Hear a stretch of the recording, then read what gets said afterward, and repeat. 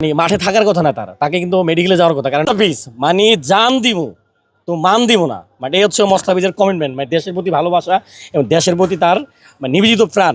মানে তিনি জানটা দিয়ে দেবো, তারপরও তিনি মানে মান সম্মান বলেন, দেশের ইজ্জত, সেটাকে তিনি মানে ক্ষয় হতে দিবেন না। সেটাই দেখলাম মোস্তাফিজকে। তিনি মানে বলটা লাগার পরে তিনি অনেকক্ষণ ওখানে পিছিয়ে মানে শুয়েছিলেন, তারপরে স্টেজ নিয়ে গেলেন তাকে ফেরত আনার জন্য।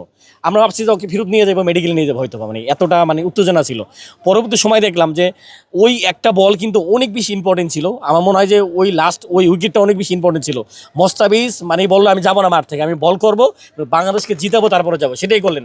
তিনি বলটা করলেন এবং উইকেট নিলেন, ওটা টার্নিং পয়েন্ট। তারপর পরবর্তী সময় দেখলাম যে অনেক সহজ হয়ে গেলো মানে বাংলাদেশের জয়টা। তা দুর্দান্ত ছিল এটা আসলে মোস্তাফিজের মানে এই মানে যা দেখলাম মাঠে বসে আমরা পুরো মানে গ্যালারিতে যারা ছিল। আসলে মাশরাফি ভাইয়েরটা তো আসলে আমরা অনেকবার দেখছি, কিন্তু এরকম সিচুয়েশন আমরা কম দেখছি মোস্তাফিজের ক্ষেত্রে। মোস্তাফিজের আগে অনেক ইনজুরি হয়েছে, তিনি দেশের জন্য খেলছেন, কিন্তু এরকম সিচুয়েশনে কিন্তু মানে মাঠে থাকার কথা না, তাকে কিন্তু মেডিকেলে যাওয়ার কথা। কারণ একটা বল মানে 100 গ্রামের উপরে ওয়েট, ছোট্ট একটা বল, সেই বলটা যখন পায়ে লাগে, আমরা সাধারণত হাতে ধরতে গেলে কিন্তু হাত ফাইটে যায় অনেক সময়, আর সেই বলটা কিন্তু মানে পায়ের শরীরে কোনো অঙ্গেতে লাগলে কিন্তু অনেক সময় দেখা যায় যে হাড্ডিগুডি ভেঙে যায়, দেখা যায় যে খুব জ্বালা পোড়া করে। সেখানে তিনি মানে দেখলাম যে তার ট্যাপ পেঁচানো হলো, কী করলো ফিজিও যাওয়ার পরে, তারপরে তিনি আসলে, কারণ তিনিও জানতেন যে মানে এই বলটা অনেক ইম্পর্টেন্ট, এই উইকেটটা অনেক ইম্পর্টেন্ট।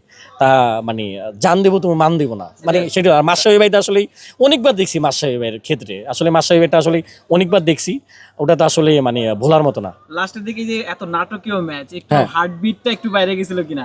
যেখানে আমরা সবাই বলতেছিলাম সর্বোচ্চ 150 রান করবো, 150 রানের বেশি হয়তো বা করবে না, সেখানে মানে 150 পার করলো, 200 পার করলো, 250 মানে চলে যেতেছে। মানে সেখানে তো উত্তেজনা থাকবে। আর সালমান সেই মানে বারবার মনে হতেছিল যে আসলে ও যে ওদিন আউট ওর পরে বরদোয়া দিল আমাদেরকে, বরবাদ হয়ে জায়গা, ওটা বারবার মনে পড়তেছিল। আসলে আল্লাহ কি ওর কথা শুনে কি আমাদের এই ম্যাচটাকে হারতেছি?